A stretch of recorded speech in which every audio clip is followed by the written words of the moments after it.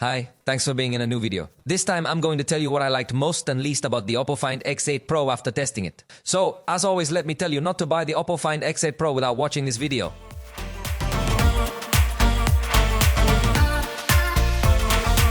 Let's consider its launch price, which has been 24,999 pesos.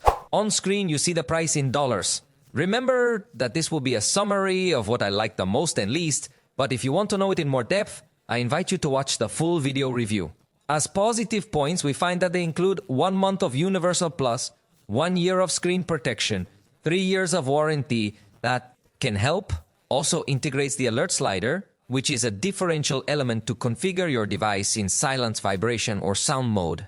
The design is also very nice. In fact, as a curious fact, the white color option has a unique design on each unit, so you would not have a repeated design or look the same as someone else's, which also has a cell phone of this model. The screen is spectacular and particularly stands out for 4,500 nits of brightness for HDR content. It also supports all high-resolution audio codecs, so you can enjoy a very good audio if you have compatible headphones. But what I like most about this cell phone is its camera. It is exaggeratedly good, very powerful. At night it takes excellent pictures. Portraits come out exceptionally well in various lighting conditions. Each of the 4 cameras boasts 50 megapixels, which is truly impressive. In this price range, it's unmatched. The zoom capability is outstanding, definitely the best in its class. They offer a 120x maximum zoom with excellent optimization, allowing you to capture photos from very long distances in an amazing way. Additionally, it includes special photography modes designed for challenging situations in smartphones, such as scene mode, silhouette mode. So, without needing to adjust too many settings, you can capture really good pictures in these environments, which are typically quite challenging for cell phones. The portrait photography at 135mm is truly spectacular. Currently, there's no other cell phone that provides this feature among those officially available in Mexico. In fact, the 6x zoom camera creates a natural blur effect that looks very appealing even without using the portrait mode specifically. But as I mentioned, the device truly excels when it comes to photography. Portrait photography is a strong suit. Additionally, the video recording capabilities are excellent. In backlight situations, you will notice a perfect balance of lights and shadows, no matter which camera you choose to use. At night, it will still record with high quality. Even when you apply zoom at night, it will deliver impressive results. Furthermore, it offers an ultra-steady mode in 4K with any of the 4 rear cameras. When it comes to software, there are also outstanding options available, with an operating system that appears to be increasingly mature and refined over time.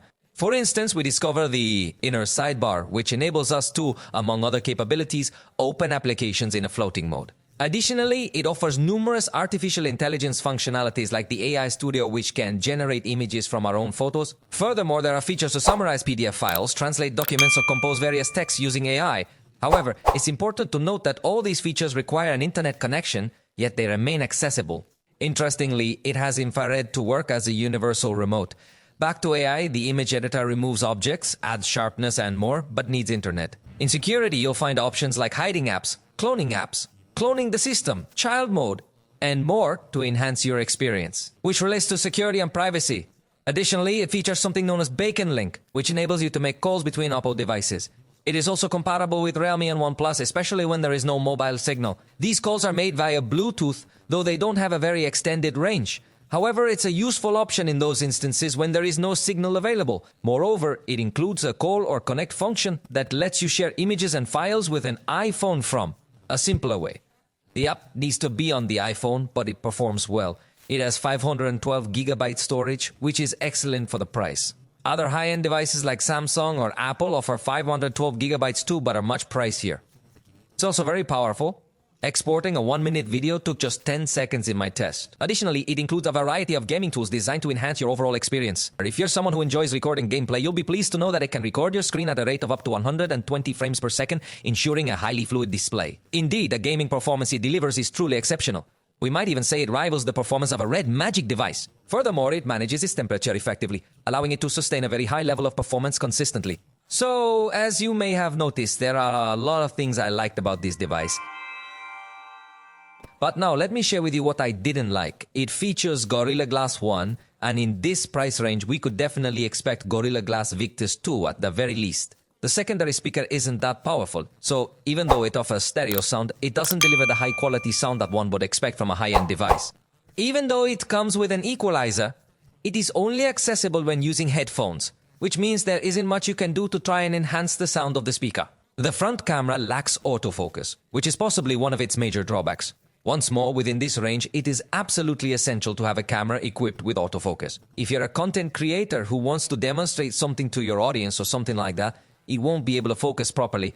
In fact, this front camera is something you're also going to notice that suffers quite a bit indoors. This is due to its somewhat closed aperture, which is more restricted compared to what we generally observe in the smartphone market. Because of this, for front portrait photography, it's not going to maintain objects in focus very well.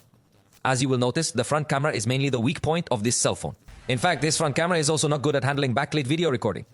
It turns out to be a disaster, as it completely burns out at the bottom, indoors, it doesn't look good, and at night, it doesn't look good either. So, the front camera isn't great for both photos and videos. It doesn't produce a terrible result, but considering the price range, it should deliver something much better. Regarding macro photography, it might be inferior to some other options, like those with a telemacro camera by Huawei or Xiaomi. Although this is getting a bit more demanding, I felt it was important to mention. The artificial intelligence used for enhancing photos can sometimes go too far. For example, in a night portrait where there's a significant amount of darkness, the device attempts to recreate features like the beard. Occasionally, when you zoom in too much, you might start to notice these artificial details. In situations of full twilight photography, it doesn't perform very well. Although it's quite an unusual circumstance to take pictures, there are other devices that manage to perform better in such conditions. The one-handed mode only decreases vertically, not horizontally, making it less useful than other modes. The fingerprint reader uses optical technology instead of ultrasonic, meaning it emits light, is slightly slower and won't work if your fingers are damp. The 80-watt charger charges slower than expected. While not bad, it took about an hour to charge from 0 in my test to 100. There are other devices available that will charge much faster. And lastly, the 5910 mAh battery doesn't appear to be very optimized, especially in the extreme drain test that I conducted. It did not seem to perform as well as expected, although possibly in simpler activities where the cell phone is not heavily used, it might have good autonomy. If you've already purchased it, please share your opinion in the comments. It is an excellent device, definitely the best that OPPO has launched, especially within there, and I really hope you enjoyed it.